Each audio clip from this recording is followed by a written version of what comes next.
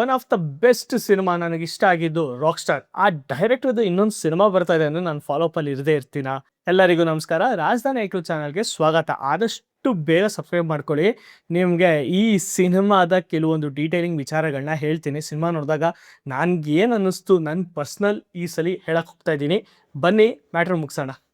ಮೇ ವಾಪಸ್ ಆವುಂಗ ಒಂದು ಲವ್ ಸ್ಟೋರಿನ ನಾವು ಯಾವ ಬ್ಯಾಕ್ ಡ್ರಾಪ್ ಅಲ್ಲಿ ಹೇಳ್ತಾ ಇದೀವಿ ಅನ್ನೋದು ತುಂಬಾ ಮುಖ್ಯ ಆಗುತ್ತೆ. ಅಂದ್ರೆ ಒಂದು ಕಾಲೇಜ್ನ ಬ್ಯಾಕ್ ಡ್ರಾಪ್ ಇಟ್ಕೊಂಡು ಒಂದು ಲವ್ ಸ್ಟೋರಿ ಹೇಳ್ತಾ ಇದೀವ, ಅಥವಾ ಫ್ಯಾಮಿಲಿ ಬ್ಯಾಕ್ ಡ್ರಾಪ್ ಇಟ್ಕೊಂಡು ನಾವೇನಾದ್ರು ಲವ್ ಸ್ಟೋರಿ ಹೇಳ್ತಾ ಇದೀವ. ಆಲ್ಮೋಸ್ಟ್ ಇವೆಲ್ಲ ನೋಡಿರ್ತೀವಿ. ಇಂಡಿಪೆಂಡೆನ್ಸ್ ಟೈಮ್ ಅಲ್ಲಿ ನಮ್ಮ ಇಂಡಿಯಾ ಮತ್ತೆ ಪಾಕಿಸ್ತಾನ್ ಇಬ್ಬಾಗ ಆಗುತ್ತಲ್ಲ, ಅಂದ್ರೆ ಪಂಜಾಬ್ ಡಿವೈಡ್ ಆಗುತ್ತಲ್ಲ, ಆ ಟೈಮಲ್ಲಿ ಒಬ್ಬ ಹಿಂದೂ ಸಿಖ್ ಹುಡುಗ ಮುಸ್ಲಿಂ ಹುಡುಗಿ ಇಬ್ರು ಲವ್ ಅಲ್ಲಿ ಇರ್ತಾರೆ. ಆ ಇಬ್ರು ಮನ್ಸ್ಗಳು ಬೇರೆ ಆದಾಗ ಹೇಗಿರುತ್ತೆ ಆ ಪರಿಸ್ಥಿತಿ, ಇನ್ನು ಒಂದು ಆಗ್ತಾರ ಇಲ್ವಾ ಅನ್ನೋದು ತಿಳ್ಕೋಬೇಕು ಅಂದ್ರೆ ಇಡೀ ಸಿನಿಮಾ ನೀವು ಥಿಯೇಟರಲ್ಲೇ ನೋಡ್ಬೇಕು. ಈ ಸಿನಿಮಾದಲ್ಲಿ ಬ್ಯಾಕ್ ಗ್ರೌಂಡ್ ಸ್ಕೋರ್ ಮಾತ್ರ AR ರೆಹಮಾನ್ ಅವ್ರು ಕೊಟ್ಟಿದ್ದಾರೆ, ಸಕ್ಕತ್ತಾಗಿ ಕೊಟ್ಟಿದ್ದಾರೆ. ನನಗೆ ಈ ಸಿನಿಮಾ ನೋಡಾದ್ಮೇಲೆ ಒಂದಂತೂ ಖಚಿತ ಆಯ್ತು ಗುರು, ನಜೀರುದ್ದೀನ್ ಶಾ ಅವ್ರಿಗೆ ನ್ಯಾಷನಲ್ ಅವಾರ್ಡ್ ಕಮ್ಯುನಿಟಿ ಅವರು ಈ ಸಿನಿಮಾ ನೋಡಿದ್ರೆ ಪಕ್ಕ ಬರ್ದಿಟ್ಕೊಳ್ಳಿ, ಬೆಸ್ಟ್ ಸಪೋರ್ಟಿಂಗ್ ಕ್ಯಾರೆಕ್ಟರ್ ಅಂತ ಏನಾದ್ರು ಬಂದ್ರೆ ಅದು ಇವ್ರಿಗೆ ಹೋಗುತ್ತೆ.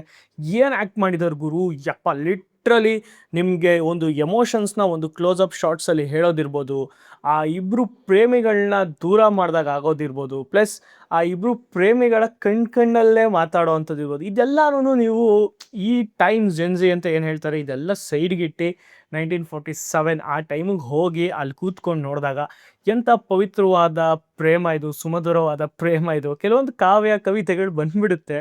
ನನಗೆ ಈ ಸಿನಿಮಾ ತುಂಬ ಕಾಡ್ದಂಥ ಎಲಿಮೆಂಟ್ಸ್ ಯಾವುದು ಅಂದರೆ, ಅವರೊಂದು ಶಹರಿ ಬರೆದಿರ್ತಾರೆ. ಆ ಶಹರಿ ಕನ್ನಡದಲ್ಲಿ ಅದೊಂದು ಕವನ ಬರೆದಿರ್ತಾರೆ. ಆ ಕವನನ ಕೊನೆ ತನಕನೂ ತನ್ನ ಗರ್ಲ್ ಫ್ರೆಂಡ್ಗೆ ಹೇಳಲ್ಲ.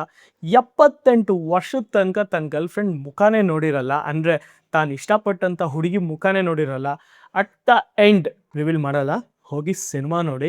ಈ ಸಿನಿಮಾ ನೋಡಿದಾಗ ಕ್ಲೈಮ್ಯಾಕ್ಸಲ್ಲಿ ಆಲ್ಮೋಸ್ಟ್ ನಾನು ನೋಡಬೇಕಾದ್ರೆ ಅಲ್ಲಿ ಬಂದಿರೋವಂಥ ಆಡಿಯನ್ಸ್ ಎಲ್ಲರೂ ಕಣ್ಣೀರು ಹಾಕಿರೋದೆ ನಾನು ನೋಡೋದು. ಎಸ್ಪೆಷಲಿ ನಾನು ಕೂಡ ಎಮೋಷನ್ ಆದೆ, because climax the best climax. ಸಿನಿಮಾದ ಟೆಕ್ನಿಕಲ್ ವಿಚಾರನ ನಾನು ಮಾತಾಡೋಕ್ಕೆ ಹೋಗಲ್ಲ, ಯಾಕಂದರೆ ಈ ಸಿನಿಮಾ ಏನು ಬೇಕು, ಕತೆ ಏನು ಆ್ಯಪ್ಟ್ ಆಗಿದೆ ಅದನ್ನೆಲ್ಲ ತೊಗೊಂಡಿದೆ.